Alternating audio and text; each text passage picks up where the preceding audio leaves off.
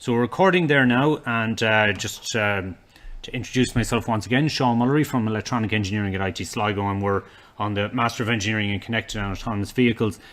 This is the multiple view geometry and computer vision course, and we're on to our second night, but it's our third of our recorded lectures, and we'll be looking at feature detection tonight.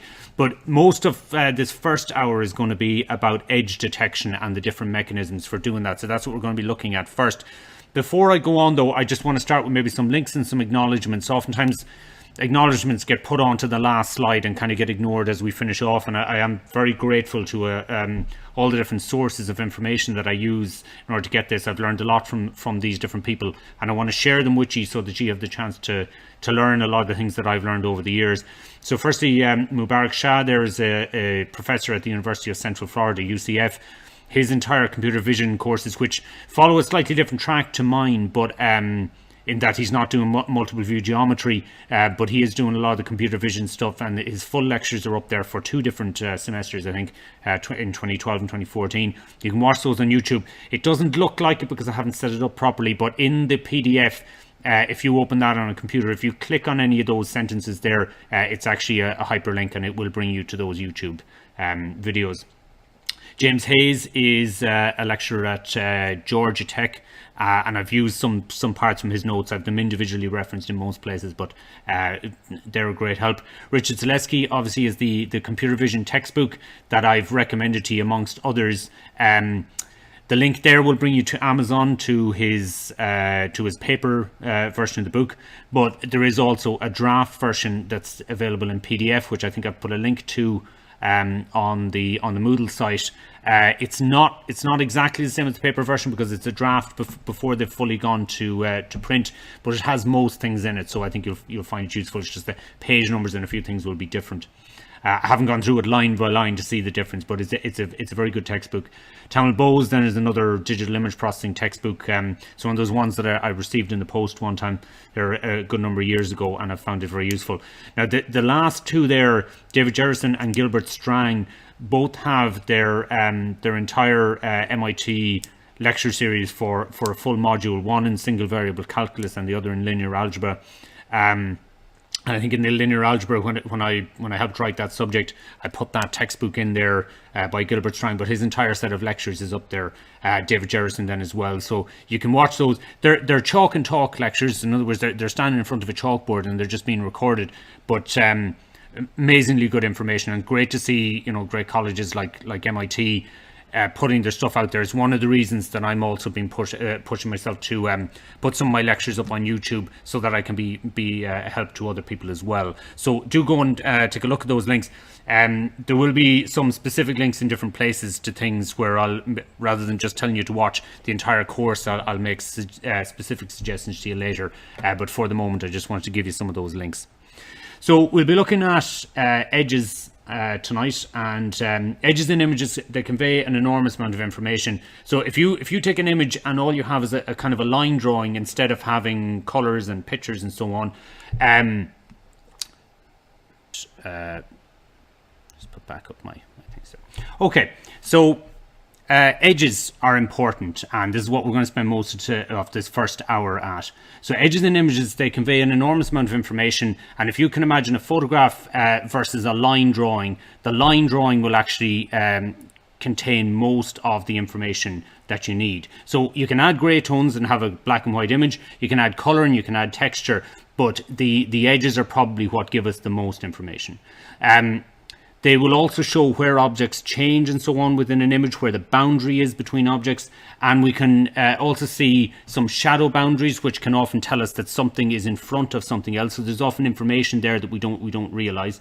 Edge detection is a well studied end of computer vision, and it showed incremental improvement over the years, and that's what we're going to look at tonight. We're going to see the different way it progressed over the years.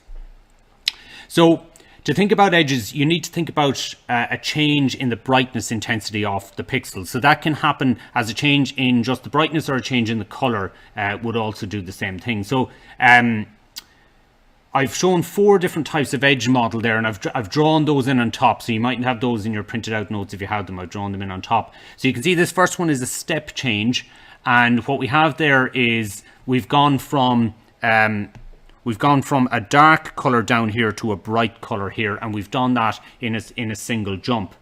In other cases, we might have a change of this sort, and it mightn't always be perfectly going up and then straight down again. It might be a little bit more smooth, but it's not a very sudden change. We've got a kind of a change up and then a change back down again.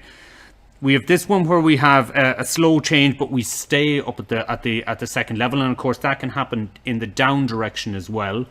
And we also have situations where we have dark, but in the middle we just have a single bright section, and that could be for a small number of pixels, rather than what we have up here where it continues on. Okay, so once we mention a change of brightness, you should immediately think about gradients and derivatives. So you're talking about calculus, you're talking about differentiation, seeing a change and how that affects things. Okay, so the gradient, as I say, will pop up again and again throughout your studies. So it's one of those things that you're just going to have to get used to, and that's why I mentioned in those links there the idea of looking at single variable calculus and multivariable calculus is another one to look at. So very early 1963, in fact. So you can imagine that computers were very new at the time. A very early edge detection algorithm was the Roberts cross, brought about by this guy called Lawrence Roberts, and it approximated the gradient of an image through discrete differentiation. So you can see that differentiation has been, the idea of differentiation has been changed into just this idea of a +1 and a -1. In other words, from one pixel to the next, seeing what the change is between those two. So you can imagine if one pixel is a value of 20 and the next pixel is a value of 15, what you're going to do is you're going to subtract 15 from 20 and find the change there, which is 5. Okay, so that's how that would work. And of course, what he did was he set it up that it would work in different directions as well. And I think he already started looking at examples where you would see these things in different directions. Now, interestingly, Lawrence Roberts, unlike most of the edge detection algorithms that came later, he looked at it in terms of diagonal, the change in the diagonal as opposed to change in horizontal and vertical. So he looked individually at getting the derivative with respect to x and getting the derivative with respect to y, but along the diagonal rather than along the horizontal and the vertical. Okay, so we call these gx and gy, but in actual fact it's more kind of along those diagonals that we would see it, which don't really have an axis associated with them.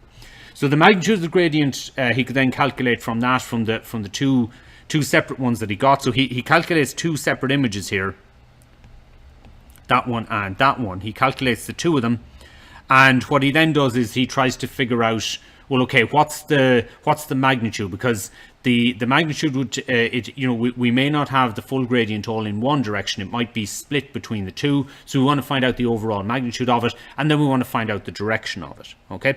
Now, Roberts cross is actually not one I've ever really used, but you can. So I'm not very familiar with it, and the reason is that it's not particularly good in the presence of noise, but you can see that he has this, in order to determine the orientation, he's got this little bit here where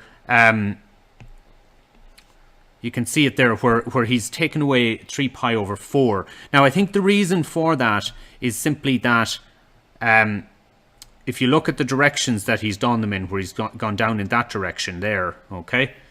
If we do that, and we normally think of things in terms of direction over this way, well, then you can see that the angle between those, if we want to move back to where we normally expect it to be, that is 3/4 of 180 degrees, or 3/4 of pi. So that's the 3 pi over 4. So I think that's all that he's doing there, is he's just bringing that back to where we would expect our orientation to be instead of where it is with its diagonals. Okay, so nothing too crazy about that.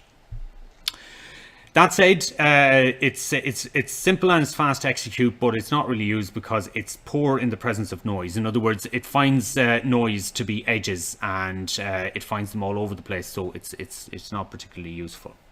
So that's what our next ones are meant to fix. This is Prewitt and Sobel. So I think some of you already tried the Sobel operator, so you're becoming a little bit more familiar with that as already.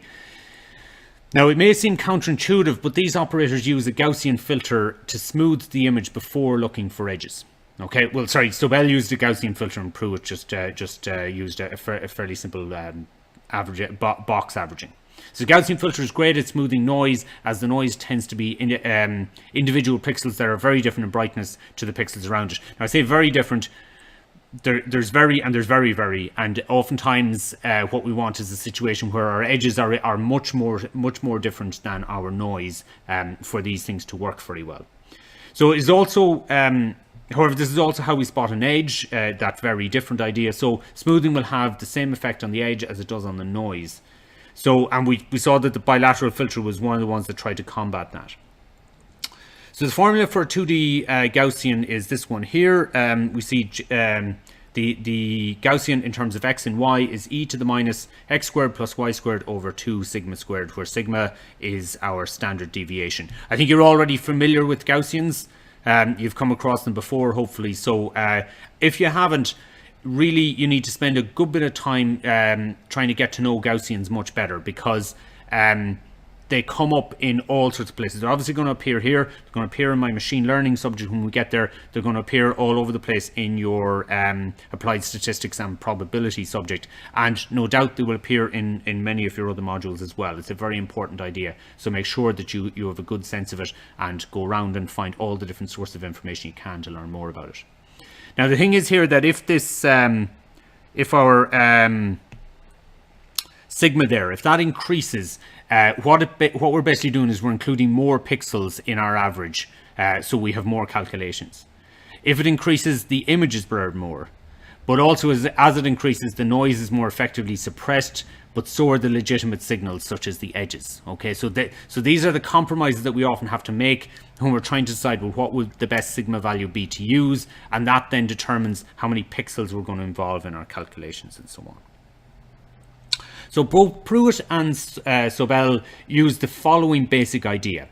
They smooth the image first in order to suppress the noise. They compute derivative in the x and the y directions. So the x and y directions not diagonally like Roberts did. Then they find the gradient of the magnitude. So they find how big the sorry, they find that not the gradient of the magnitude, the gradient magnitude, the magnitude of the gradient is how I should say it.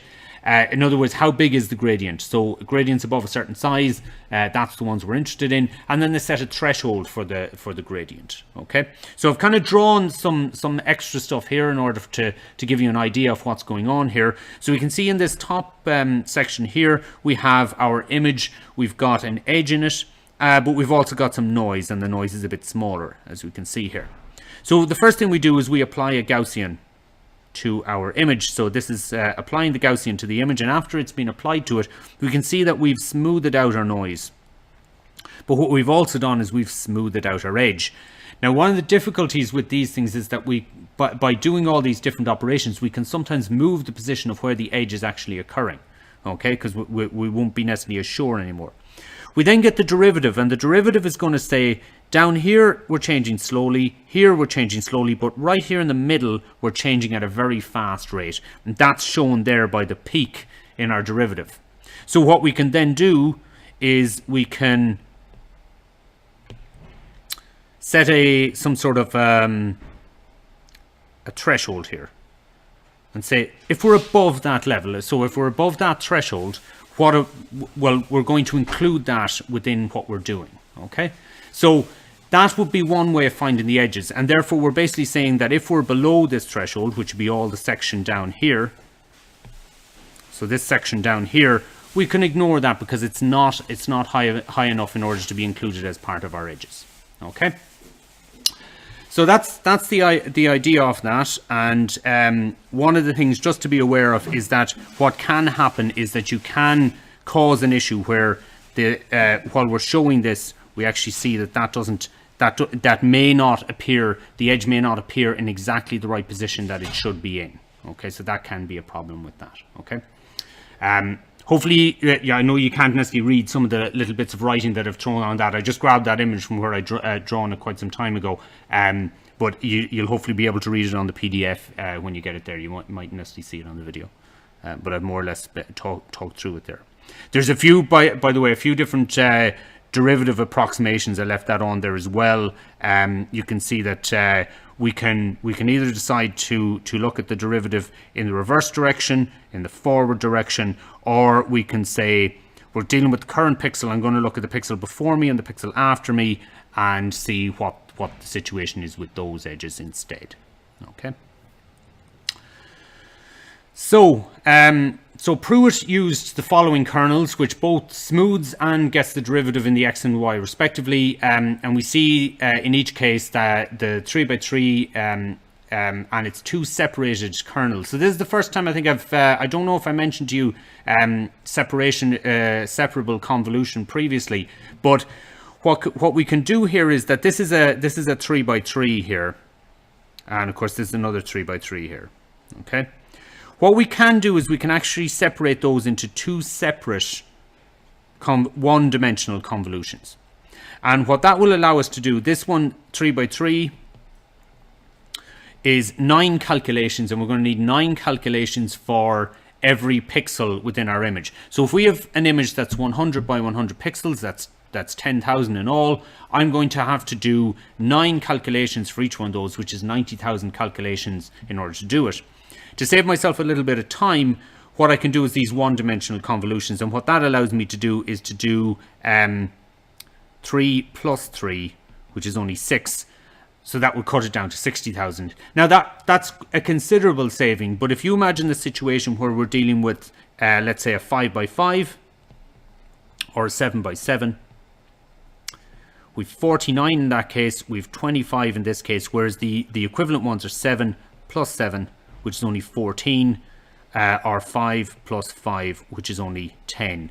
So you can see there that 10 is obviously a lot less than 25, 14 is a lot less than 49, and that can give you huge savings overall. Now that said, not all of our convolutional kernels are going to be separable. So if you can get one that is separable, you're on a winner there in terms of trying to save yourself some computation. Okay, so that's the Prewitt, and as you can see there, this is the averaging. It's just a box averaging here, where we just take the same value in each case, and then this is our derivative here, and so we can see it separated into the two different parts there, and we can do the x direction and the y direction.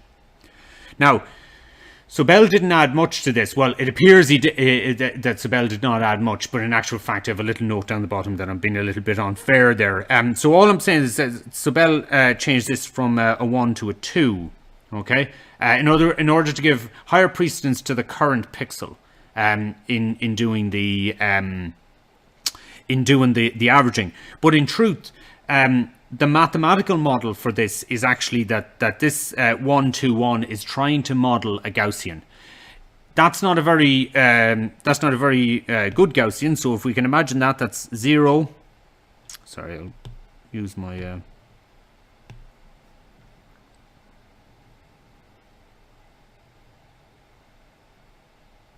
okay. Oh dear, we didn't want that. Start again. Do it with this one. Okay, so this would be 0 outside of that. Then we've a 1, we've a 2 up here, we've a 1 here, and back to 0. So this is this section here would be our Sobel operator in one dimension. Now, does that look like a Gaussian to you? Well, it's as close as you're going to get to a Gaussian. If you're only using 3 pixel values and you're only allowed to use integers, then actually that's about as close as you're going to get. Now, if you use a 5 by 5, this is going to become a little bit closer to a Gaussian, and a 7 by 7 even closer again.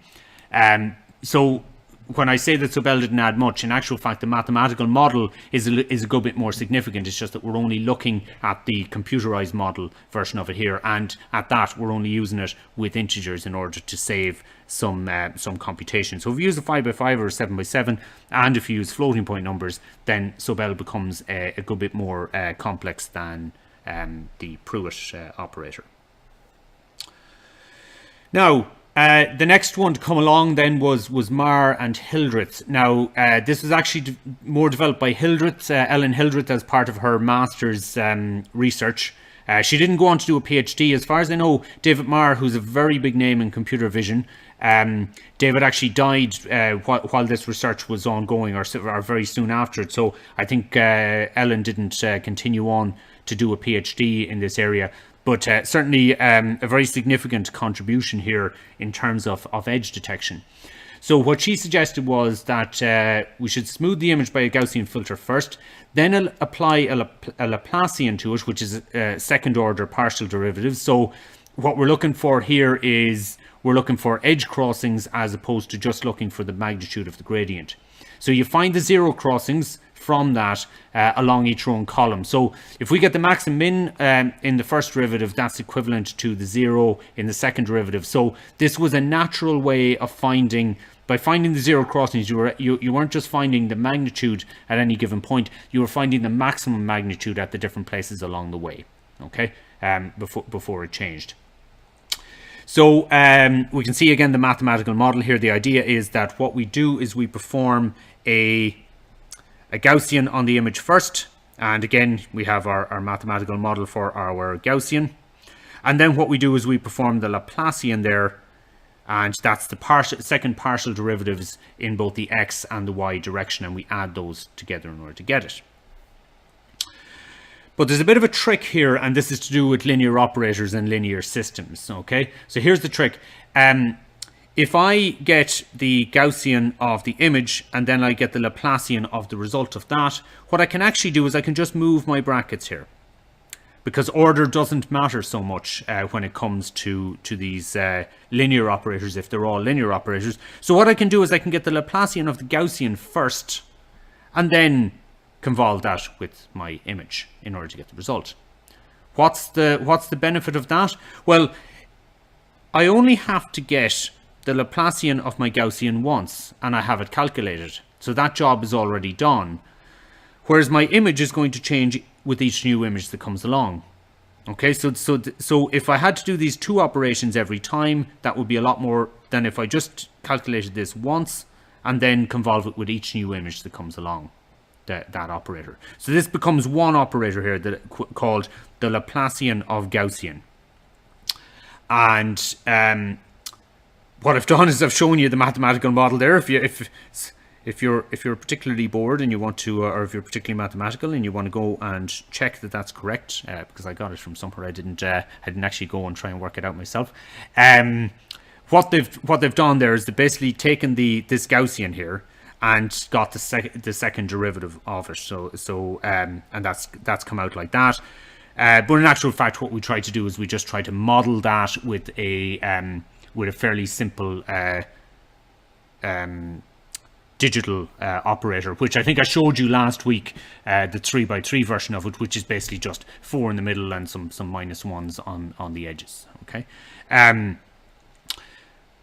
so that's fine. And what we then do is we go and try and find our zero crossing. So we try and find where the image has crossed zero. Now bear in mind, if you've gone and put it back into a digital image in the middle of this operation, you're in a bit of trouble, because most of your digital images will be between 0 and 255 if they're 8-bit. They won't be negative numbers. So that's something to be wary of. Okay. So there are 4 different types of zero crossings that we might look for. We might look where it goes straight from positive to negative from one pixel to the next, or where it goes from positive, stops at 0 along the way, just with the way that we're sampling it, and then goes to negative, or it could go in the opposite direction. So just to kind of draw some of these, I'll draw a line here. That just didn't go straight. Okay. So I'll draw three different ones here. Okay, so this one here, and it might cross and go down to there. Okay.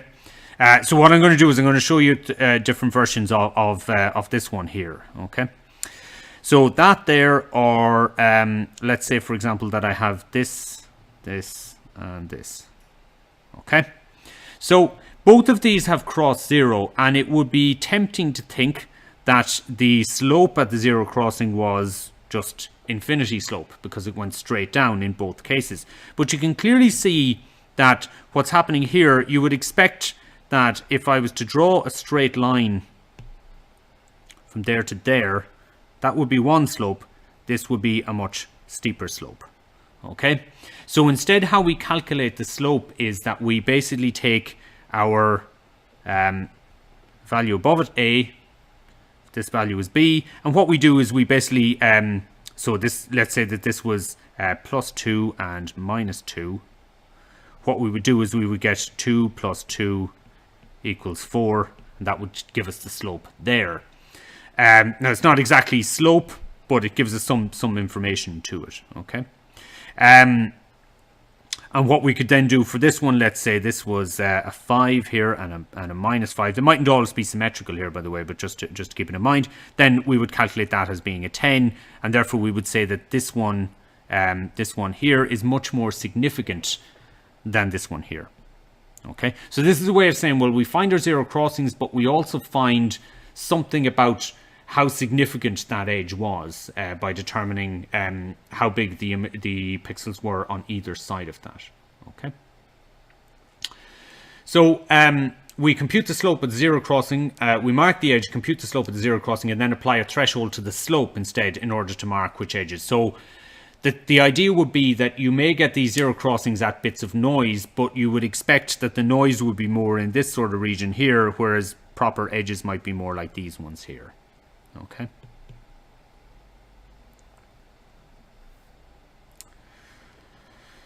So what about the Gaussian? Because you've seen a Gaussian, and you can imagine what a two-dimensional Gaussian looks like. It's kind of, you know, it's going to be circular and go down like a hill in all places. Quite a lot of calculations involved in it, particularly if you go for anything that looks anyway reasonably like a Gaussian. You're going to be looking at 5x5 or 7x7.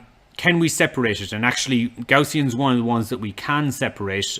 So we can have these separable ones. So this means that we can both calculate it in an efficient. We can calculate it in an efficient manner, but it also does a good job.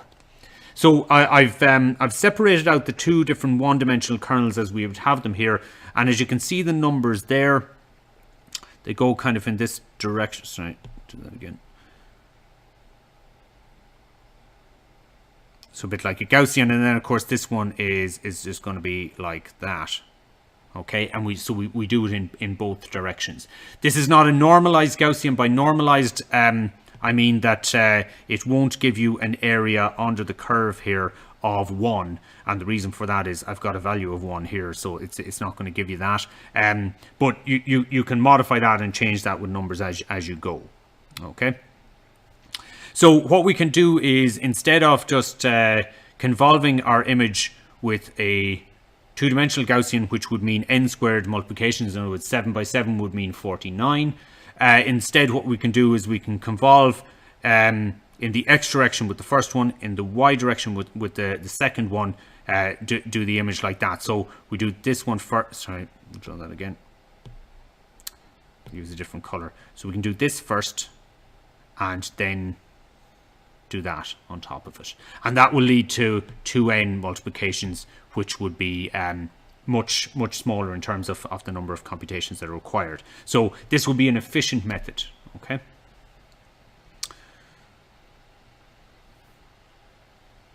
Now, what about the Laplacian of Gaussian? Because I said that we would calculate that.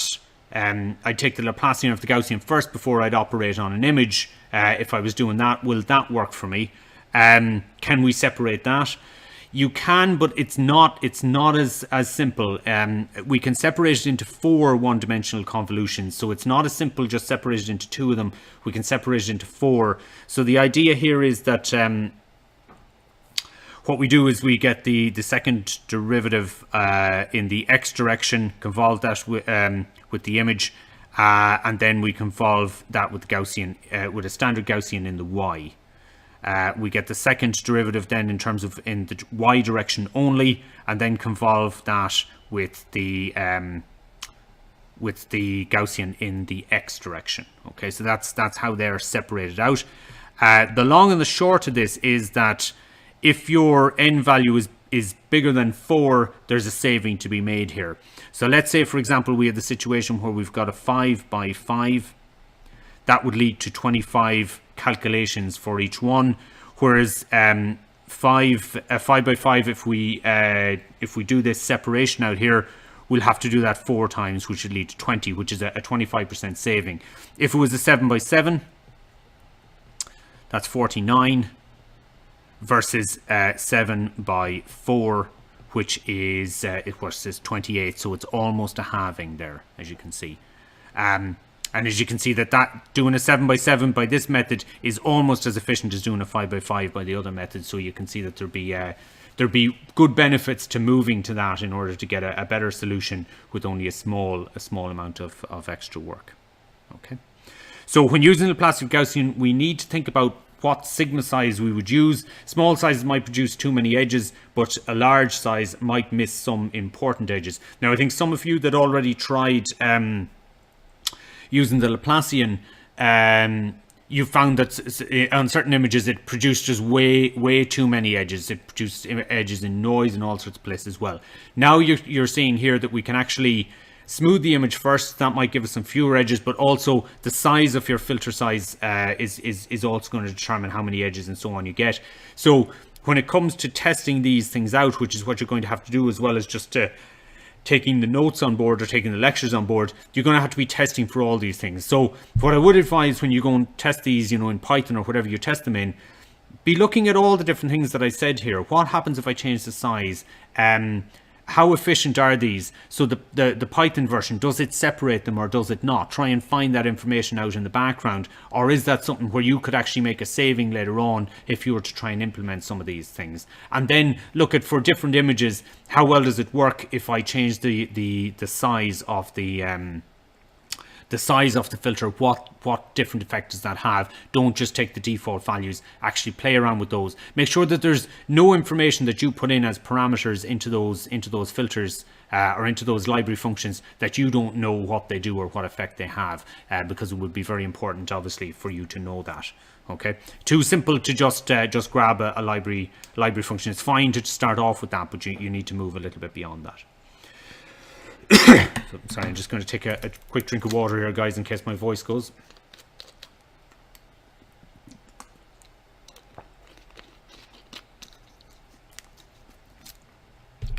So this brings us on to a further detector, which is called the Canny edge detector, and I'm more or less going through these in kind of chronological order as to when they came out. So John Canny came up with a purely mathematical technique. In other words, he did a kind of a thought experiment first to decide, what do I really want from an edge detector, and then how will I go and implement it and so on from there.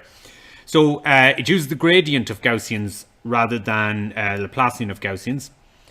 So it's not using the second derivative in the way that the other one was. Canny's considerations on the quality of an edge were, it needs to be robust to noise. Okay, so before he started, he decided, well, okay, it needs to be robust to noise. It needs to be well localized, so no shifting of the edge. So we need to know exactly where the edge is and it not be all over the place. And it needs to have just the right number of responses. So we don't want, for what we would consider a single edge, that it's popping up with responses in 3 or 4 different places as it gets across that edge, which we will often see. We'll often see a situation where it changes from dark to, as it's changing from dark to bright, we'll see an edge there, and we'll see an edge as it's leveling off on the other side. And he wanted a situation where it only gives one response. So I've drawn the different things here. I've added this in as an extra slide. By the way, if you're ever asking questions about the slides, obviously these ones are numbered because they're in the original version. This is 16, so just say 16 plus 1 if you're referring to one of the slides that I've drawn something in on. So we can see here towards the left here, I've got what the true edge should look like. In other words, they should all be in a line. But if we've poor robustness to noise, what's going to happen is the edge is going to be a little bit all over the place. Okay, so it's going to appear in lots of different places along the way. Poor localization, well, they're not going to be as spread, but we're not going to be sure at each different point where the exact edge is, so it might appear in different places, and the problem with that is that doesn't allow us very easily to draw a nice neat little line as to where it's all going to appear.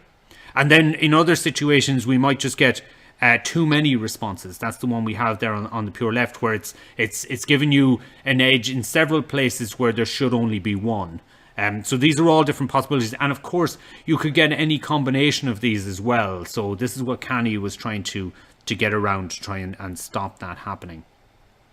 So the attributes of the Canny detector that he set out were, it needs to be good at detection. Okay, so minimize the probability of false positives as well as false negatives. Okay, are you familiar with those terms, false positives, false negatives, things like that? Have you come across those? You can just give me a Y or an N.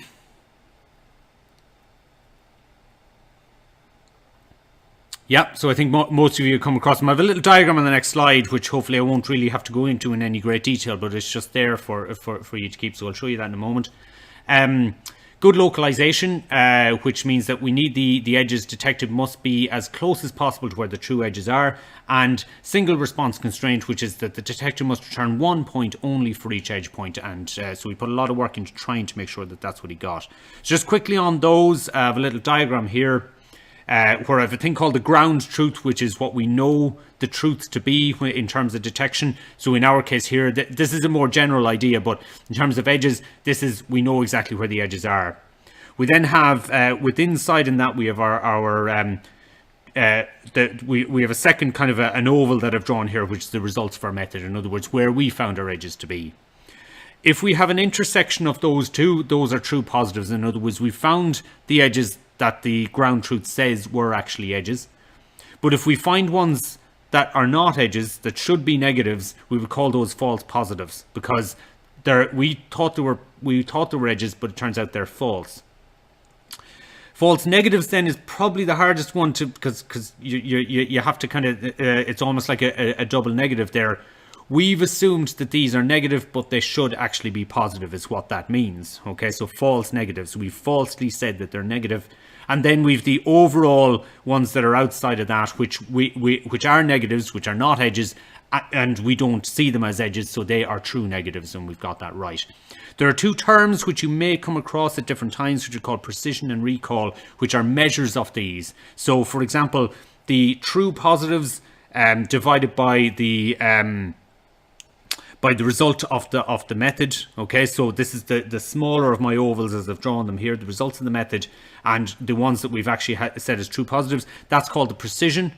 Whereas if we take the true positives and divide that by the overall ground truth, that's called the recall. Okay, I don't know about you, I don't find those names to be particularly easy to remember as to which is which, so it's just something that you're maybe going to have to learn off, unless you have an intuition for that I don't. It's not necessarily straightforwardly obvious that recall would mean that or precision would mean that, but that's generally the terms as they're used. Okay, so I just thought that was a good point, a good place to throw that in, because that's the sort of thing that can come up from time to time. So here are the steps in carrying out a Canny edge detector. Firstly, we smooth the image with a Gaussian filter. So if you're starting to think, wait, I've seen this before, I'm getting deja vu, that's not unusual. We start to see the same sort of things come in, but they maybe just do them in a slightly different order or include slightly different things in the order. So smooth with a Gaussian filter is something that we're going to see a lot of. Then we compute the derivative of the filtered image. So rather than computing the derivative of the filtered image before, or computing the derivative of the image before we've done our blurring on it or a Gaussian filter, we do it afterwards. The idea being that we want to have removed as much noise as we can, so that because the derivative of noise will be significant in magnitude, because it will be a significant change in places, much more significant maybe than we feel it should be. Then we find the magnitude and the orientation of gradients, and note that the others so far did not look at the orientation of the gradient. They didn't care what direction it was going in, they only wanted to know how big it was. But Canny takes a look at what the orientation is. We apply a thing called non-maximum suppression, which I've actually probably got 2 slides on now in a moment, and then we apply hysteresis threshold as well. Now, a threshold you've seen before, we just set a threshold. We can set 2 thresholds and we can have a thing called hysteresis. Many people have come across that term hysteresis, maybe not here, but in some other form.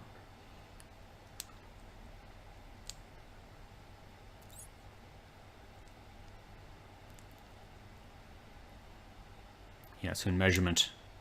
Yeah, and in control it would come up as well. Oftentimes the one people are familiar with is in magnetism, where if you magnetize something in one direction, it takes more energy to magnetize it in the other direction because it's now all in one direction. So there's a hysteresis there, but we'll talk about it in a moment.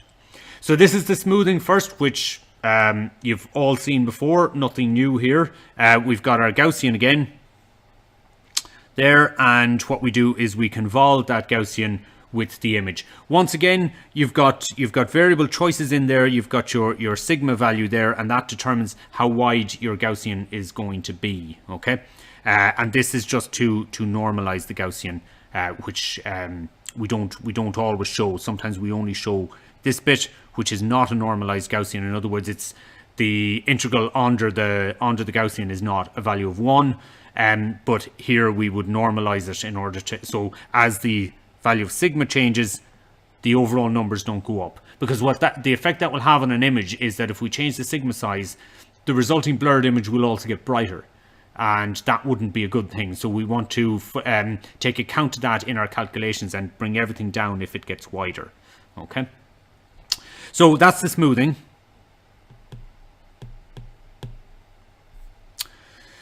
This is the derivative, and what we do is we can get the Gaussian of the image, or we can get the derivative of the Gaussian first. So we saw this previously, whereby we can get we got the Laplacian of the Gaussian. This time we're getting the derivative of the Gaussian, or the gradient of the Gaussian, and then we convolve that with the image. Okay, so we can get that. We get the derivative of the Gaussian in the x direction, and we get the derivative of the Gaussian in the y direction. So we have to get those 2 separately, and so that will actually create two different values there, or 2 different images. And what we then do, so effectively 2 different filters, and what we then do is we convolve each one of those with the image. And so that what we end up with here is 2 different images. We have the derivative of the Gaussian in the x direction in one image, and the derivative of the Gaussian and then convolved with the image in the y direction. Okay, so we end up with 2 different images. That what we're going to do then from that. Now they're not, you mightn't necessarily recognize them. Okay, so that's recording there again. What I'm going to do is I'm just going to pop back 1 slide, guys, because normally speaking that error, if it comes up, it doesn't tell me until it's already crashed about 60 seconds or so. So I just, in case there's some of that missing in your recording on Panopto, I just want to re-record it for those that weren't in. So we've done the smoothing here of the image, and what we've then done is we've got the derivative of the image after we've done the smoothing. So what we can of course do is we can just do the derivative of the Gaussian and then convolve that with the image. So this means getting the derivative of the image in the x direction and the derivative of the image in the y direction, and that's going to give us 2 different values. Okay, so one in the x, one in the y. What we do is we convolve that with the image, and that's going to give us 2 different images there, or two different bits of information. Okay, so we've got two images now, and the information that's in them is basically the gradient at each pixel position. So what we then do is we calculate the gradient, and you can see there that we use our standard kind of Pythagoras idea. If I've taken the gradient, these are just vectors, so they're just values in particular directions. Is the gradient, so the gradient in the x direction, and we have the gradient in the y direction here. I've drawn this in such a way that the gradient in the x direction at a particular position is larger than the gradient in the y direction. This is our magnitude here in the middle, and that will be basically it will be larger than either of them individually, but smaller than the 2 of them if they were added together. So if I was to put the y and push it alongside the x, that would be longer. And we can see how to calculate that. That's that there.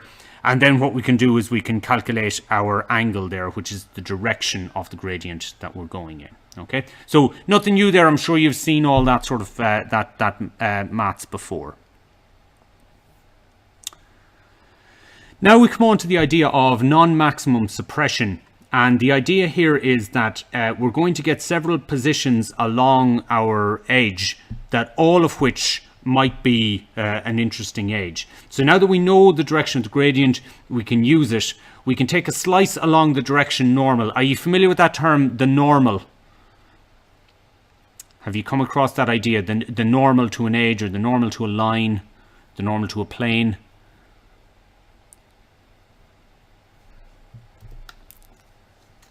Yes, that's all it means. It's just perpendicular. It's at 90 degrees to it. That's what it means, okay? So if we have, and I've this drawn kind of on the next page, let's say my green section here is some form of an edge, okay? And it might be quite wide.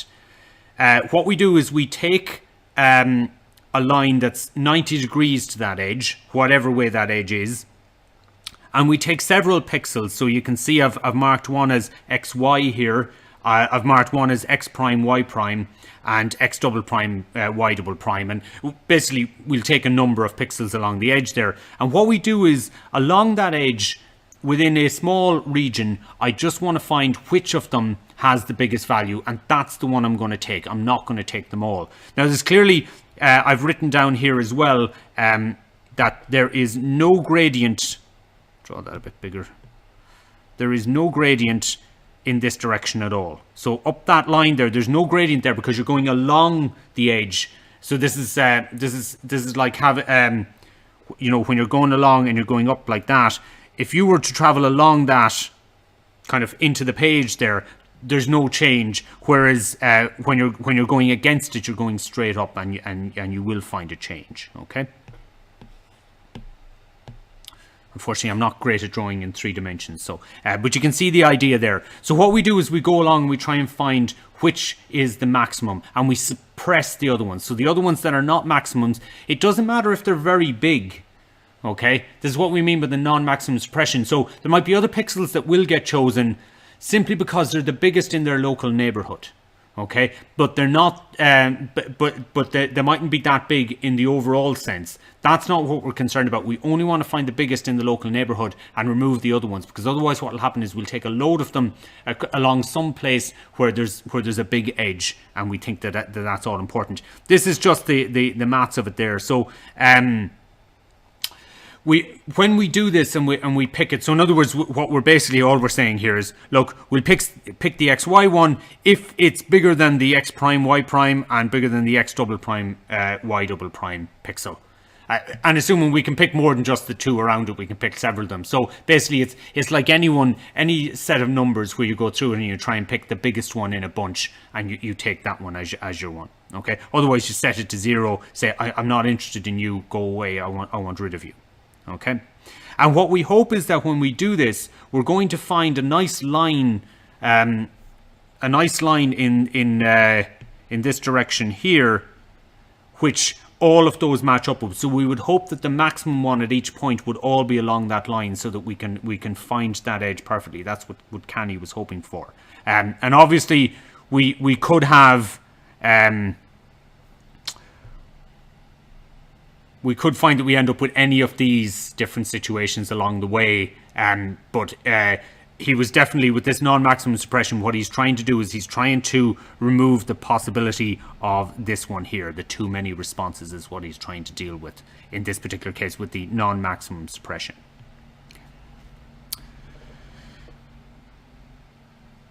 Where are we there? Yeah. So this brings us on to the hysteresis thresholding. Okay.